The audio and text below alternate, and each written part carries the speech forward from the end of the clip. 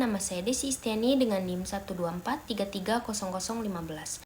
Perkenalkan, nama saya Randy Prabowo dengan NIM 124330090. Perkenalkan, nama saya Taufik Hidayat Rahab dengan NIM 1243301002. Salam, perkenalkan, nama saya Goklas Situmorang dengan NIM 124330105. Saya berasal dari kelas RB. Halo semua, pada bagian ini kita akan membahas tentang sistem multi-unit. Sebagian besar sistem pengolahan dalam industri terdiri atas rangkaian langkah proses yang saling terhubung. Setiap langkah berlangsung di dalam sebuah unit operasi yang dirancang khusus untuk menjalankan fungsi tertentu. Secara sederhana, alurnya bisa digambarkan sebagai masukan, kemudian melalui sistem pengolahan dan menghasilkan keluaran. Jadi, sistem multi-unit adalah gabungan dari beberapa unit proses yang bekerja secara berurutan atau terhubung untuk mencapai hasil akhir yang diinginkan. Agar dapat merancang sistem multi-unit dengan baik, seorang insinyur harus mampu menentukan dua hal penting.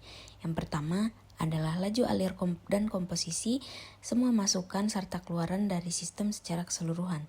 Hal ini penting untuk mengetahui berapa banyak bahan yang masuk dan keluar dari proses.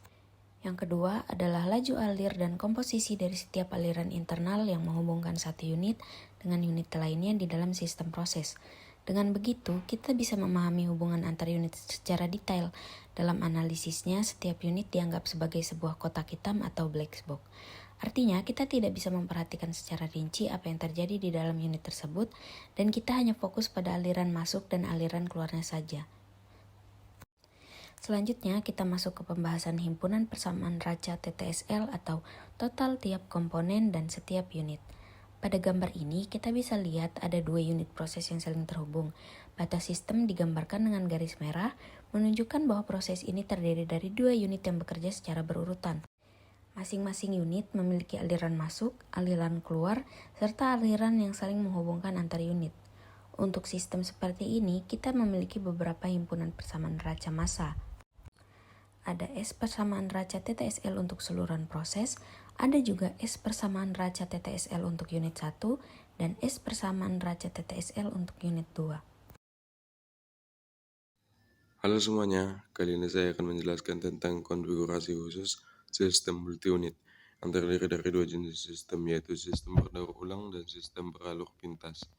Kedua sistem ini sering digunakan dalam proses industri untuk meningkatkan efisiensi dan mengatur aliran bahan agar hasil akhir sesuai dengan kebutuhan proses.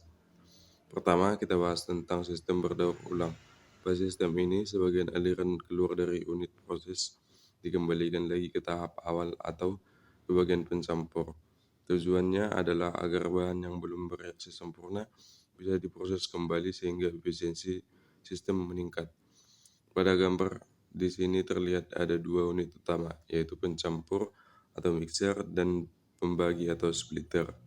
Aliran masuk ke unit, sebagian keluar menuju produk, dan sebagian lagi dikembalikan untuk diolah kembali. Hubungan antara aliran ini dijelaskan dengan persamaan neraca massa dan komposisi. Selanjutnya kita lihat contoh sederhana sistem pembagian aliran.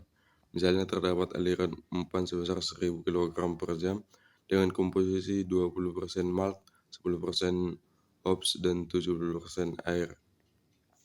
Dari aliran ini keluar 3 cabang aliran, yaitu F2, F3, dan F4. Diketahui bahwa F2 sama dengan 2 kali F3 dan F3 sama dengan setengah kali F4. Tujuan kita adalah menghitung berapa nilai masing-masing aliran.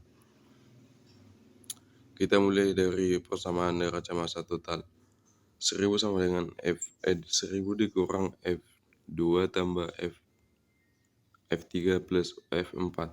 Kemudian kita substitusi hubungan nisbah aliran tadi. F2 sama dengan 2 kali F3 atau F3 sama dengan 1/3 F4. Setelah didistribusi dan diselesaikan, diperoleh F3 sama dikurang 1000 per 6 dikurang 166,67 kg per jam. F2 sama dengan 1000 per 3 sama dengan 333,33 kg per jam. Dan F4 dikurang 500 kg per jam.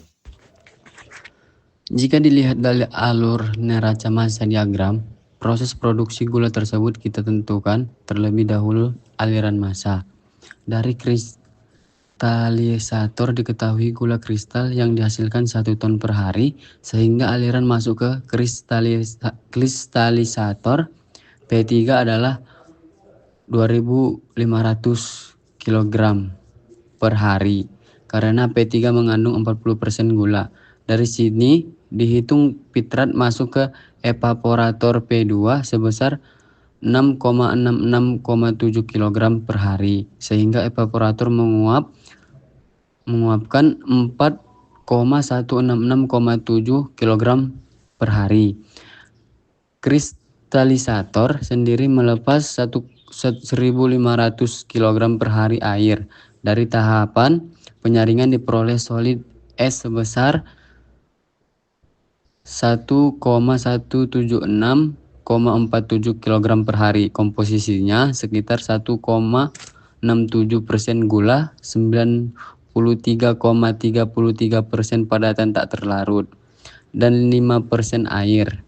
Dari neraca massa di penggilingan dihitung laju bagase sama dengan 75,29 ton per hari dan laju tebu segar yang harus diumpatkan 83,14 ton per hari untuk menghasilkan 1 ton gula per hari. Dari penjelasan materi ini, dapat disimpulkan bahwa sistem multi-unit merupakan rangkaian dari beberapa unit proses yang saling terhubung untuk mengubah bahan masuk menjadi produk keluar. Dalam merancang sistem multi-unit, seorang insinyur perlu mengetahui laju air dan komposisi dari setiap aliran, baik aliran masuk dan keluar, maupun aliran yang menghubungkan antar unit proses. Setiap unit dipandang sebagai sebuah kotak hitam, artinya kita hanya memperhatikan aliran masuk dan keluar tanpa melihat proses detail yang terjadi di dalamnya. Selain itu, digunakan himpunan persamaan neraca TTSL, yaitu tiap komponen dan setiap unit untuk memastikan bahwa seluruh aliran massa di dalam sistem berada dalam keadaan seimbang. Dalam memahami konsep ini, kita dapat merancang sistem pengolahan yang efisien dan memastikan proses industri berjalan dengan tepat dan terkontrol.